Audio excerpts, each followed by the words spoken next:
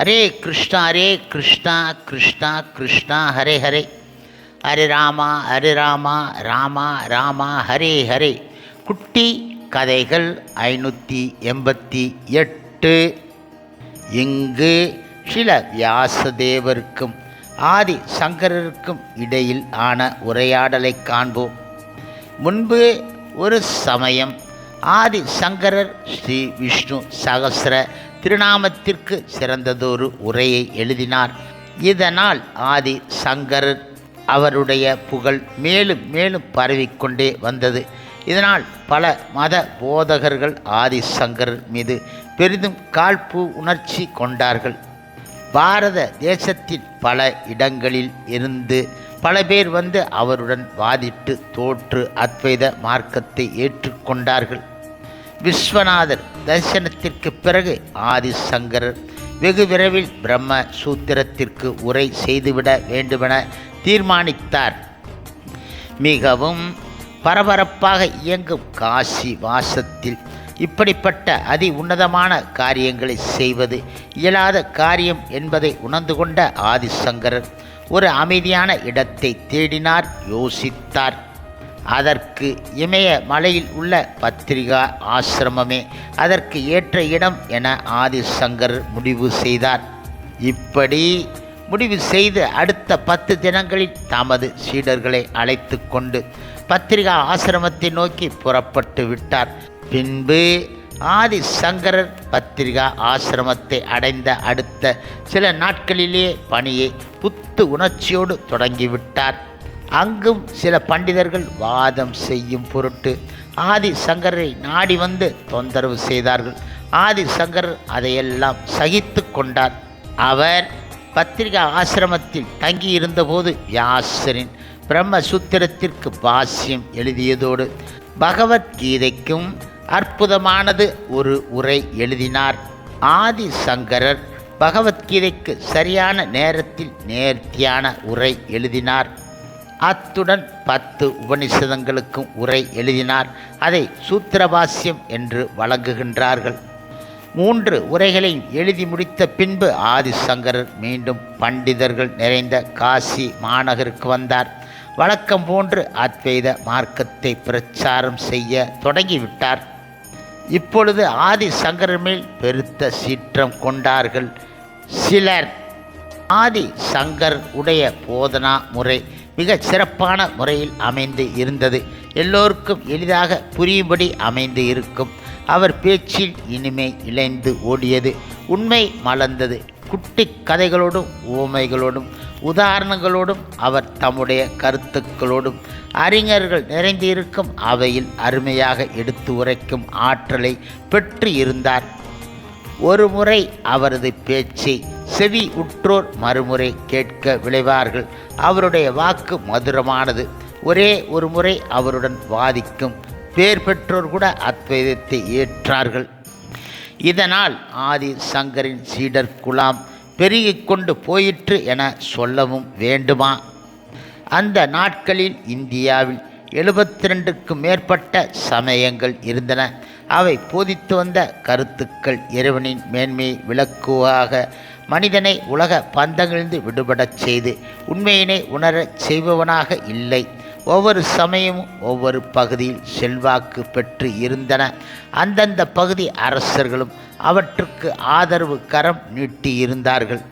ஆதிசங்கரர் இவற்றுக்கெல்லாம் முடிவு கட்டி தமது மதத்தை உலகு அறியச் செய்ய என்ன வழி என சிந்திக்கத் தொடங்கினார். புத்த மதமும் சமண மதமும் வேத மதத்திற்கு எதிராக கிளம்பியவை.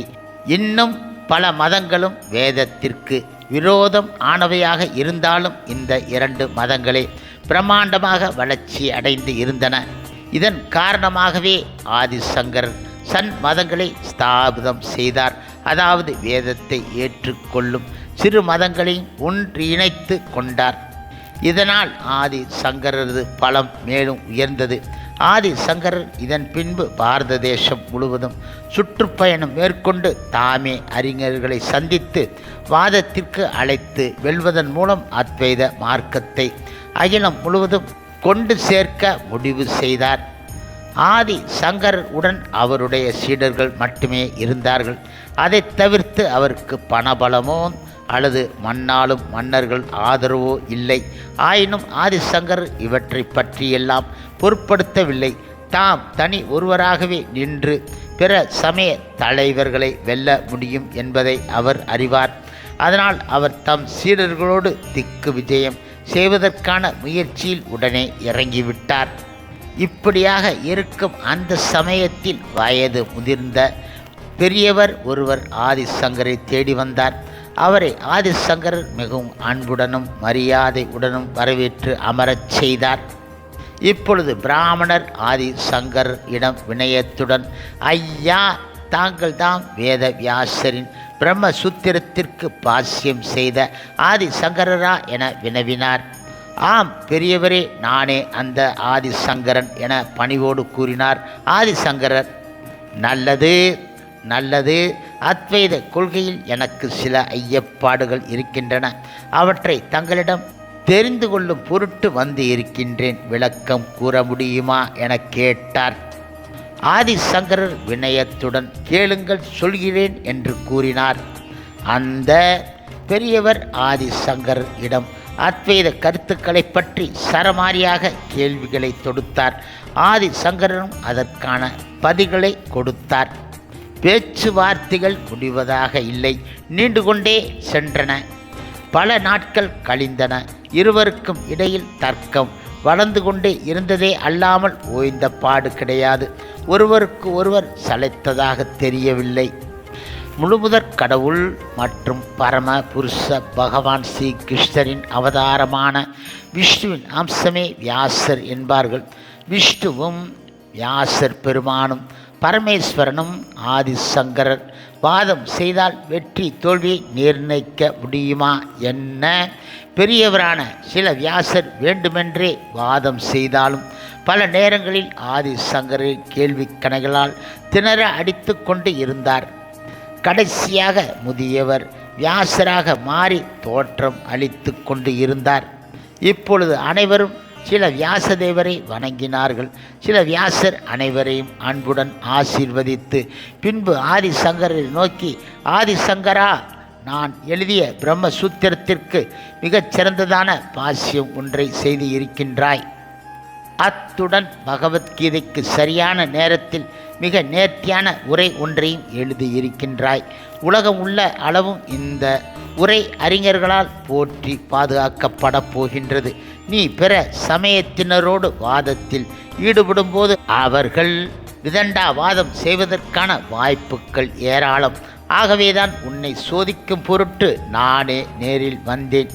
நீ பாரத தேசம் முழுவதும் திக்கு விஜயம் செய்து பிற மத அறிஞர்களோடு வாதம் செய்து அவர்களை எல்லாம் வேத மதத்தை ஏற்கச் செய்திட வேண்டும் என கூறினார் சில வியாசதேவர். ஆதிசங்கரர் அவர் கூறியதை மகிழ்ச்சியுடன் ஏற்றுக்கொண்டார். பாரத தேச சஞ்சாரம் செய்வதற்கான காரியங்களில் அவரது சீடர்கள் மும்முரம் ஆனார்கள். ஆதிசங்கரர் திக்கு விஜயம் செய்து மற்ற சமய பெரிய அறிவாளர்களுடன் வாதம் செய்ய திட்டமிட்டார். அத்வைத மார்க்கத்தை அகிலம் முழுவதும் தலைக்கச் செய்ய திட்டங்கள் செய்து கொண்டு இருந்தார். ஆதிசங்கரர் தேச சஞ்சாரம் செய்ய திட்டம் செய்து இருப்பதை அறிந்த அவரது சீடர்கள் மிகவும் ஆனந்தித்தார்கள். இப்படியாக இருக்கும் அந்த சமயம் இந்த செய்தி காசி மாநகரை ஆண்டு வந்த மன்னனான ரத்தின சிங்கனை எட்டியது. அவன் ஆதிசங்கர் இடம் பெரிய அன்பும் பெரிய மரியாதையும் கொண்டவன். ஆதலால் அவன் ஆதிசங்கர் இன்னும் பல ஆண்டு காலம் காசியிலே சஞ்சரித்து காசி மக்களின் ஞான கண்களை திறக்க வேண்டும் என விளைந்தான். அந்த அரசனின் அன்பைக் கண்டு ஆதிசங்கர் அகம் மகிழ்ந்து, இருப்பினும் தாம் பாரத தேச உலா வருவதன் காரணங்களை தெளிவுபடுத்திய ஆதிசங்கர் எந்த காரணத்தை கொண்டும் அதை நிறுத்துவதற்கு இயலாது என்பதை உறுதியுடன் ரத்தின சிங்கனிடம் அரசனிடம் தெளிவுபட எடுத்து இயம்பினார். திக்கு விஜயத்தை மேற்கொள்ள திருவுளம் கொண்ட ஆதிசங்கருக்கு அதற்கான பொருள் செலவு முழுவதையும் மனம் உவந்து ஏற்றதோடு எடுபடி ஆட்களுக்கு ஏற்பாடு செய்தான் அரசன். அரசன் மிகவும் அன்போடு அளித்தவற்றை ஆதிசங்கரால் மறுக்க முடியவில்லை. அவர் ரத்தின சிங்கன் வழங்கியவற்றை ஏற்றுக்கொண்டார். இதன் பின்பு ஆதிசங்கரர் குறிப்பிட்ட நாளில் பாரத தேசம் முழுவதும் திக்கு விஜயத்தை தொடங்கினார். ஹரே கிருஷ்ணா கிருஷ்ணா கிருஷ்ணா ஹரே ஹரே, ஹரே ராமா ராமா ராமா ஹரே ஹரே. சில பிரபுபாதரின் சேவையில் இஸ்கான் பக்தர்கள்.